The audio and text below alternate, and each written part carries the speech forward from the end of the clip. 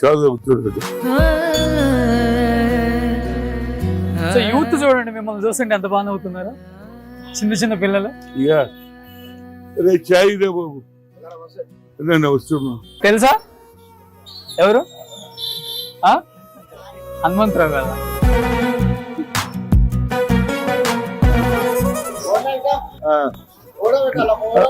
రెండు కాలు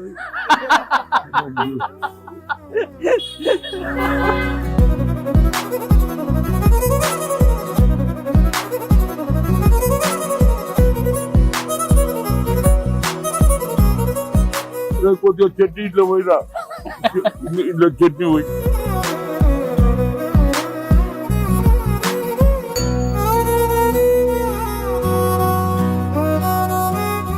సార్లు మంత్రి, 3 సార్లు ఎంపీ, ఎమ్మెల్సీ, ఎవరైనా ఇలా ఉంటారా?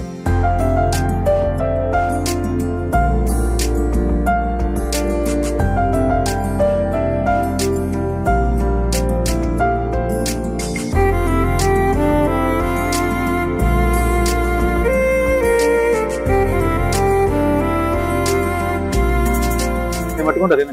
ఇంకో బోండా తింటారా? ఇంకో బోండా.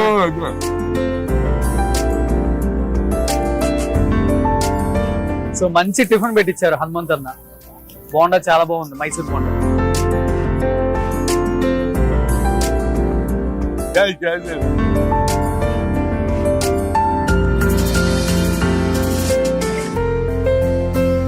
ఇలా హనుమంత్ అన్న ట్రీట్ మనకి.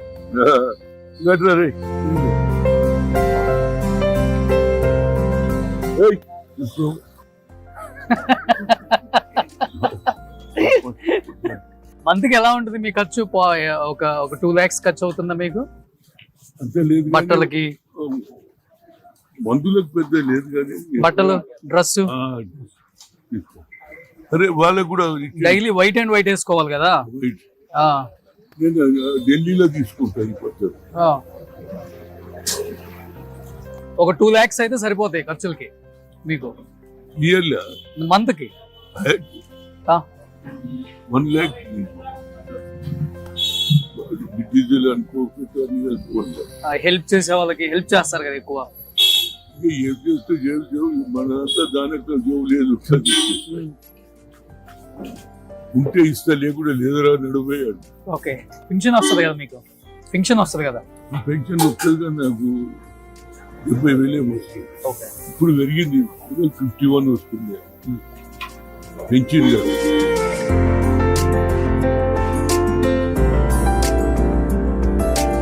మీరు కూడా చాయ్ ఇదేమో, చాయ్ అందరికి చాయ్.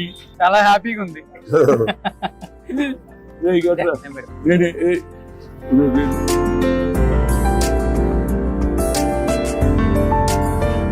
ఇది హనుమంత్ అన్న డైలీ దినచర్య.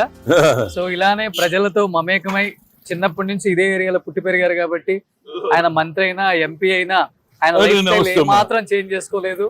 ఇలానే ఉంటూ ఇలానే ఈ కాలనీలోనే ఈ ఏరియాలోనే నివసిస్తూ అందరి మధ్యలో ఒక ఇంటి సభ్యుడిగా, ఒక కుటుంబ సభ్యుడిగా, ఒక అన్నలాగా తమ్ముళ్ళలాగా మెలుగుతూ ఇంత మంచి పేరు రావడానికి one of the reason Hanumanth అన్నకి అంత డౌన్ టు ఎర్త్ ఉంటారు కాబట్టే.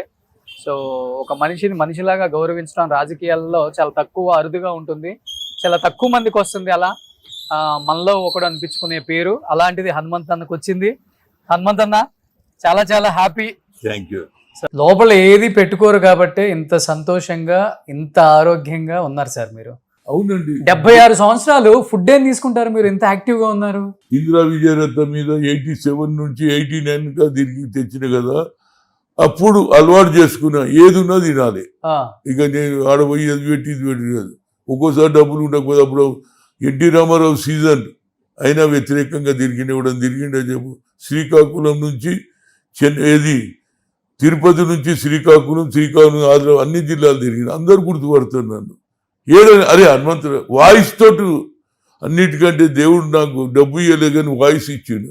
నా వాయిస్ వినంగానే ఫోన్ చేస్తాను, నమస్తే హనుమంతనా చెప్పంటారు. అది ఏంటారు అంటే, అరే ఏమన్నా నీ వాయిస్ తెలియదు మాకు అంటారు. ఈవెన్ పోలీస్ ఆఫీసర్లు కానీ ఎవరు కానీ God has given that voice. ఆ వాయిస్ తోటి హ్యాపీగా ఉన్నా. ఎక్సర్సైజ్ చేస్తారా? ఎక్సర్సైజ్, యోగా యోగా లేదు కానీ కొద్దిసేపు తిరగడమే ఎక్కువ ఉంటుంది కదా, ఏడవైనా నడుస్తుంటా కదా, అప్పుడప్పుడు మొదలు ఎక్సర్సైజ్ చేసేది, ఢిల్లీలో జిమ్ పోయేది అని పోయేది. కానీ ఇక్కడ ఏంటంటే నేను ఈడికెళ్ళి యూనివర్సిటీ పోతా వాకింగ్, 10 నుంచి 20 దగ్గర బ్రేక్ ఉంటుంది. ఫోటోలన్నీ అమ్మ ఇది తిరగాలి ఎందుకు పంచాయతీ ఎందుకు ఇంటర్నే 2 రౌండ్లు కొడతా. ఢిల్లీ పోతే మాత్రం తప్పనిసరిగా జిమ్కి పోతా, ఒక 40 మినిట్స్ చేస్తా ఇప్పటికి. ఓ సూపర్. అందుకే 77 వచ్చినా ఎంత యాక్టివ్ గా నేను భోజనం మీద నాకు ఏది ఇది అది అది ఏం లేదు, అలవాటు చేసుకున్నా. ఎందుకంటే ఇందిరా విజయరాత ఏది పెడితే ఏ ఇంట్లో ఏ తల్లి పెట్టినా తినాలి కదా. అమ్మ చికెన్ దే మటన్ దే అని అడుగుతామా, కడుపు నిండితే చాలు, తప్పదు తినాలి. అది నా అలవాటు చేసుకో. సూపర్. సో ఇంత యాక్టివ్ గా, ఎంత సంతోషంగా, హెల్దీగా ఉండాలని మనస్ఫూర్తిగా ఇదంతా నాది కాదండి. ఈ ఏజ్ లో కూడా భగవంతుడు ఆ స్ట్రెంత్ ఇచ్చిందంటే అది దేవుని దయ, బడుగు బలైన వర్గాల ఆశీర్వాదం అని చెప్పుకుంటా. ఎందుకంటే హనుమంతన్న ఆల్వేస్ పేదోళ్ళ గురించి కొట్లాడతాడనే మెసేజ్ ఉంది. ఎవడు వచ్చినా మాట్లాడతా, ఏదైనా పోలీస్ స్టేషన్ పోతుంటాడు, ఎవడైనా అన్యాయం జరిగితే పోతూనే ఉంటాను నేను. ఆడిడి లేదు, వాడు ఏ పార్టీ వాడనే కానీ అన్యాయం జరిగిందా లేదని అడుగుతా. నేను ఓల్డ్ సిటీ పోతే కూడా అందరూ హనుమంతన్న వచ్చాడు, నేను చార్మినార్ దగ్గర పోతే ఓటు పైసలు కూడా తీసుకో, అదే హనుమంత్ భాయ్ చాయ్ బిస్కెట్గా ఉంటుంది, ఈ పేరు అయితే తెచ్చుకున్నాను. ఇది ఏదో ఎన్నో ఇది యాగాలు చేస్తూ వస్తుంది. సరే, మీ ఏరియాకి వచ్చాం కదా, నాకు ఒక చాయ్ బిస్కెట్ ఇప్పిస్తాను.